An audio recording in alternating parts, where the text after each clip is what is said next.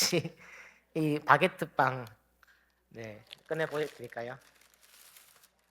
바게트 빵 진짜 먹을 수 있는 건데요. 이거 좋아하세요? 네. 칼로 썰어서 생크림에 찍어 먹으면 정말 맛있습니다. 얼마 전 아침 일찍 빵집에 가서 바게트 빵을 사고요. 생크림을 썰어 달라고 얘기하고 생크림에 찍어서 먹었는데요. 와, 이 맛이 평소에 먹던 그 바게트 빵의 맛이 아니더라고요. 네, 간 만들어진 바게트 빵 혹시 먹어보셨었어요? 먹으면 어떠세요? 겉바 속 촉촉, 네, 겉은 바삭하고 속은 촉촉한. 네, 정말 맛있더라고요. 네, 제가 뭐 빵집 이 바게트 빵 뭐 홍보대사는 아니지만 시간 되실 때 꼭 한번 먹어보시기를, 꼭 간 만들어진 바게트 빵을 먹어서 생크림에 꼭 찍어 먹어보시기 바랍니다. 우리 모두 간식배는 따로 있으니까요. 맞죠? 네, 이 바게트 빵의 특징은 무엇일까요? 네, 겉은 딱딱하고 속은 부드럽다입니다. 그리고 맛있다입니다. 왜 이렇게 설교 시간에 침이 나오도록 이 바게트 빵 이야기를 계속하는지 궁금하시죠? 그 이유는 바로 오늘 함께 읽었던 이 본문의 말씀이 이 바게트 빵의 특징을 담고 있기 때문입니다. 우리가 설레는 마음으로 빵집에 가서 갓 만들어진 빵을 기다려서 아주 맛있게 먹듯이요. 이 교회가 빵집이 되고 이 예배 시간이 오분이 되어서 설레는 마음으로 이 따끈따끈한 말씀의 빵을 맛있게 먹는 우등계 성도님들이 되시기를 축복합니다. 잠시 말씀을 기다리며 지방 방송 하나 하겠습니다. 오늘은 어린이 주일입니다. 황금 연휴로 자녀들과 함께 여행 가거나 여가 생활을 하기에 딱 좋은 시기입니다. 그러나 더 좋은 것은 자녀들에게 나의 하나님, 우리 가정을 인도하신 하나님에 대해서 들려주며 신앙 교육을 하기에 딱 좋은 시기입니다. 여행을 가더라도요, 그곳에서 활동하신 선교사님이 누구인지 알아보고 그곳을 위해 잠깐 기도하는 것 어렵지 않습니다. 부모의 시선이 있는 곳에 아이의 시선이 있습니다. 부모가 무엇에 가치를 두는지 기가 막히게 자녀들은 빠르게 캐치합니다.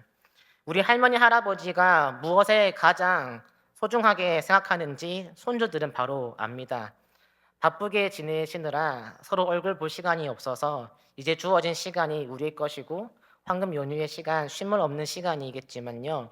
이때 더욱 마음을 굳게 하여 우리 자녀들의 영혼을, 우리 가족들의 신앙을 점검하고 돌아보아야 할 때입니다. 영혼의 쉼이 있는 연휴가 되시기를 축복합니다. 이제 빵이 다 되었습니다.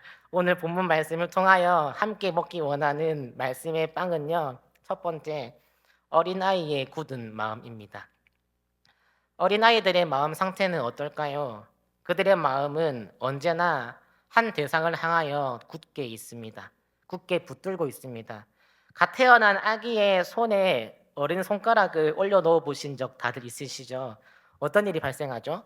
손가락이 아기의 손에 닿으면 아기는 어린의 손가락을 꽉 잡습니다.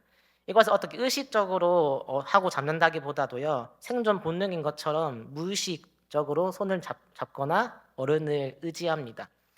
약하면 약할수록, 어리면 어릴수록 자신을 보호해줄 대상에게 철저히 의존적입니다.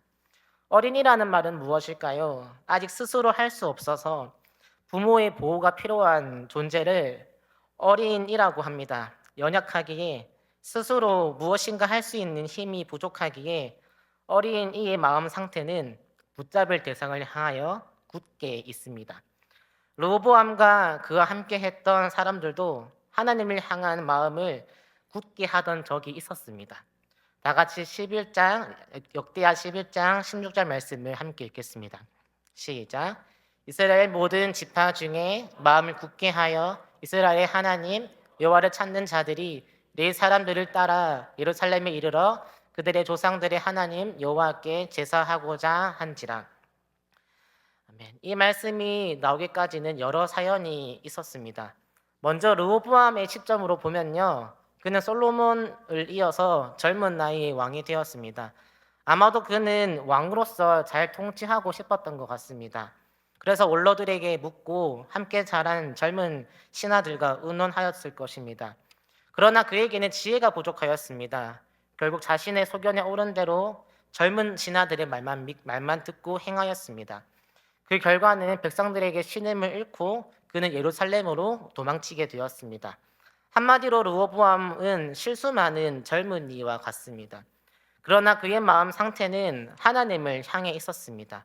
왜냐하면 예루살렘에 도착한 그는요, 세력을 키워서 그 이스라엘을 치려고 했으나 선지자 스마야의 이야기를 듣고 발걸음을 돌이켰기 때문입니다. 한마디로 말씀이 귀에 들리고요. 귀에 들린 그 말씀에 가던 발걸음을 멈출 수 있는 하나님을 굳게 의지한 마음의 상태였기 때문입니다. 그렇다면 르호보암을 떠났던 사람들은 어떨까요? 그들은 고된 노역에 꺾인 기대와 실망에 화를 내고 등을 돌렸습니다. 자신이 바라던 기대치에 르호보암 왕이 따라주지 않자 신경질을 냈던 것이지요. 마치 원하는 것을 사주지 않아 떼를 쓰고 삐져 있는 아이와 같습니다. 그러나 그들의 마음 상태도 하나님을 향해 있었습니다. 왜냐하면 그들의 여로보암이 만든 우상에 차마 제사할 수 없어서 직분을 해임받고 다시 돌아왔기 때문입니다. 대우가 좋지 않아 기분이 상할지언정 나의 상황을 봐주지 않아 속상하긴 하지만 그래도 하나님을 차마 떠날 수 없었던 하나님을 굳게 의지한 그들의 마음 상태였습니다. 종합적으로 볼 때요, 그들은 판단력이 흐리고 감정 통제가 잘 되지 않는 어린아이와 같습니다. 그러나 어린아이와 같아서 실수 많은 자신보다는 들려주는 그 부모의 말씀을 의지하고 때로는 속상하긴 하지만 그래도 잡은 부모의 손을 놓지 않는 어린아이와도 같습니다. 실수해도 괜찮습니다. 아니, 실수하지 않으면 더 좋겠지요. 그러나 실수를 통해서 자신의 한계를 깨닫고 말씀이 귀에 들리고 말씀대로만 살 수 있다면 괜찮은 건 아니겠습니까? 감정을 잘 컨트롤하지 않아도 괜찮습니다. 아니, 감정을 잘 컨트롤하면 더 좋겠지요.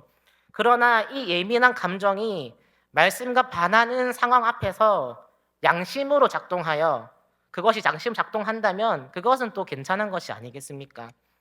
우리 마음을 굳게 합시다. 우리의 실수와 앞서는 감정이 있어도 하나님을 향하는 마음은 언제나 굳게 합시다. 실수 때문에 하나님을 더 의지하고 내 기분이 상해도 하나님 마음은 아프게 해드리지 맙시다. 그렇게 어린아이와 같이 하나님을 굳게 의지하는 저와 우동교회 성도님들이 되시기를 진심으로 축복합니다. 불행히도 우리는 어른이 되었습니다. 평생 어린아이일 줄 알았던 우리는 이미 어른이 되었습니다. 10번 하던 실수 이제는 한 번 할까 말까 하면서요. 그렇게 잘 컨트롤되지 않았던 감정도 이제는 능수능란하게 때와 장소에 맞게 컨트롤할 수 있게 되었습니다. 이 본문 말씀을 통해서 함께 먹기 원하는 두 번째 말씀의 빵은요. 어른의 굳은 마음입니다. 어린이들의 손을 만져보면요. 참 촉촉하고 부드럽습니다. 작은 자극에도 금방 상처가 나면서요. 금방 또 낫습니다. 그러나 어른들의 손은 거칩니다. 얼마나 많은 일들을 하셨는지 저에게는 아주 뜨거웠던 그 그릇도요. 여기 앉아 계신 몇몇 권사님들은 아무렇지도 않게 드셨던 것을 저는 기억하고 있습니다. 우리 육체는요. 시간이 지나면 부드러움에서 딱딱함으로 굳어져 갑니다. 얼마 전 저는 저희 큰아버지 장례를 치렀습니다. 시체를 보니까요. 돌처럼 딱딱하게 굳어져 있었습니다. 아주 부드럽고 연약한 존재로 태어나 아주 딱딱하고 거친 모습으로 마치는 것이 바로 사람이 아닐까 싶었습니다. 그러나 참 아이러니하게도 이 마음이라는 것은 형태가 있는 것도 아닌데 때로는 굳어져 버리기도 한다는 사실입니다. 역대하 12장 1절 말씀을 같이 읽겠습니다. 시작.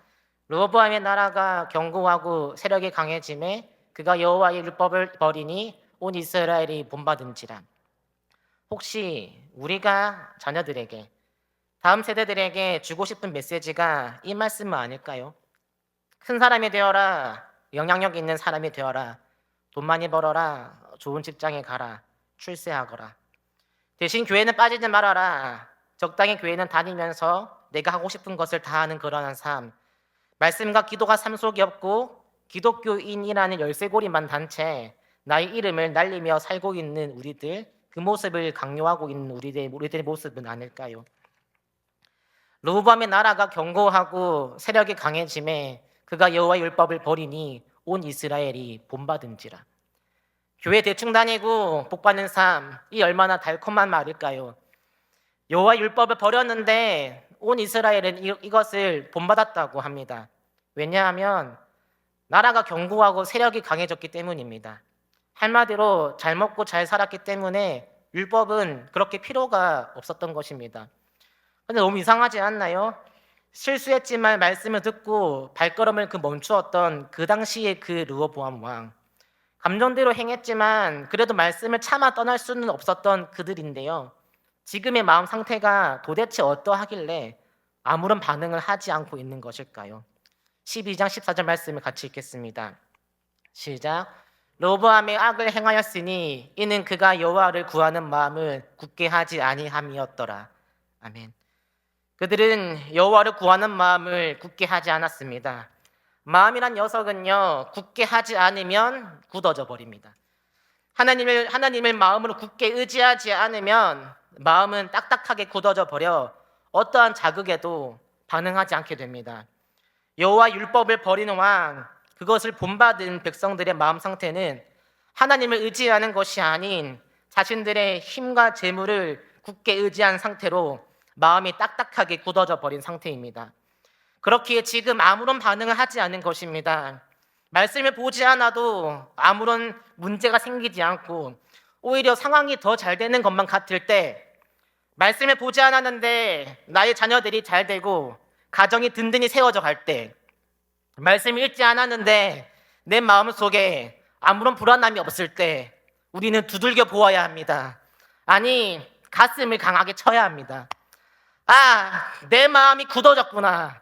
더 이상 말씀이 내 귀에 들리지 않고 내 마음을 울리지 않으며 내가 말씀에 반응하지 않는구나. 아, 큰일 났구나 하며 가슴을 치며 울며 회개하며 하느님 앞에 엎어져야 합니다. 하나님의 가장 큰 심판은 무관심이기 때문입니다. 사람들 앞에 실수하지 않는 것, 자신의 감정을 잘 조절하는 것이, 이것은 우리는 어른의 조건이라고 합니다. 그러나 하나님께서는요, 통회하고 자복하는 마음, 상한 심령을 찾으신다고 하셨습니다. 또한 어린아이와 같지 않으면 결단코 천국에 들어갈 수 없다고 그렇게 말씀하셨습니다. 하나님 앞에 우리는 영원히 어린아이입니다. 아니, 영원히 어린아이가 되어야 합니다. 왜냐하면 하나님의 손을 잡지 않고는, 하나님을 의지하지 않고는 하루도 한 시간도 제대로 살 수 없는 연약한 죄인이기 때문입니다. 그렇게 천국 갈 때까지 어른의 마음으로 딱딱하게 굳는 것이 아닌 어린아이의 마음으로 하나님을 구하는 마음을 굳게 하는 의동계 성도님들이 되시기를 축복합니다. 한번 딱딱해진 빵은 다시 부드러워질 수 없습니다. 딱딱하게 굳어져 버린 시체도 다시 온기가 생기고 살아나는 것은 일반적으로는 가능하지 않습니다. 말씀을 통하여 마지막으로 함께 먹기 원하는 말씀의 빵은요, 예수님의 굳은 마음입니다. 요한복음 13장 1절 말씀을 같이 읽겠습니다. 시작. 유월절 전에 예수께서 자기가 세상을 떠나 아버지께로 돌아가실 때가 이른 줄 아시고 세상에 있는 자기 사람들을 사랑하시되 끝까지 사랑하시니라. 심장이 멈춘 사람을 살리려면 어떻게 해야 할까요? 자신이 아닌 타인이 심폐소생술을 하거나 인공호흡을 해야 합니다. 타인이 아무런 조치를 하지 않으면 그 사람은 그렇게 딱딱하게 굳어져 죽음을 맞이할 것입니다. 생명의 위기에서 필요한 것은 상대방의 의지입니다.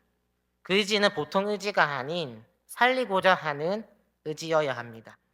예수님께서 우리에게 행하신 의지가 바로 우리를 살리시고자 하는 의지, 심폐소생, 인공호흡인 것입니다. 사랑에 식어서 더 이상 의지할 대상이 없고 마음이 굳어져 가는 제자들에게 사랑을 불어넣어 주시는 장면이요, 오늘 조금 읽었던 방금 이 본문의 말씀의 내용입니다. 예수님께서 아버지께로 돌아가실 때가 다 되어 헤어지실 것을 아시고요, 제자들을 사랑하시는데 끝까지 사랑하셨습니다. 이 말씀을 마치시고요. 허리에 수건을 두르셔서 제자들의 발을 한 명 한 명 다 닦아 주셨습니다. 딱딱한 굳은 살이 박힌 그들의 발처럼 굳어져 가는 그들의 마음에 심폐소생술을, 사랑으로 그들의 마음을 쿵쿵쿵 살리시고자 두드려 주셨습니다. 그렇게 세족식을 마친 후 예수님께서는 성찬식을 거행하셨습니다. 제자들이 배신할 것을 알았지만 그래도 예수님은 끝까지 자신이 사랑할 것을 약속하듯이 입에 먹이셨습니다. 거짓과 속임을 일삼으며 딱딱한 것조차도 씹어먹는 그들의 입에, 우리들의 입에 부드러운 예수님의 몸된 빵과 피된 포도주를 먹이시며 인공호흡을, 사랑을 불어넣어 주신 것입니다. 그들을 살리시고자 하는 강한 의지를 가지고 예수님께서는 마음을 굳게 하셨습니다. 끝까지 사랑하겠노라 다짐하시고 정말로 끝까지 사랑하셨습니다. 그 사랑으로 제자들은 다시 살아났습니다. 예수님의 굳은 마음은요, 사랑으로 굳은 마음은 제자들로 그치지 않으셨습니다. 이미 딱딱해져 버린 우리들을, 더 이상 말씀을 필요로 하지 않고 마음이 울림이 없는 우리들을 살리시고자 그 딱딱한 십자가를 지셨습니다. 그냥 나무 원목이 아닙니다. 예수님께서 골고다 언덕을 지고 올라가신 그 딱딱한 십자가는요, 그냥 나무 원목이 아닙니다.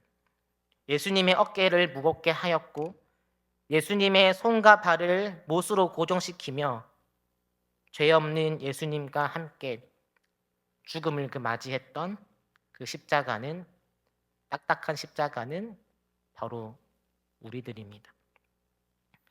아무도 거들떠보지 않으며 저주의 상징이었던 딱딱한 십자가는 예수님으로 인해 생명, 구원, 부활의 상징이 되었습니다.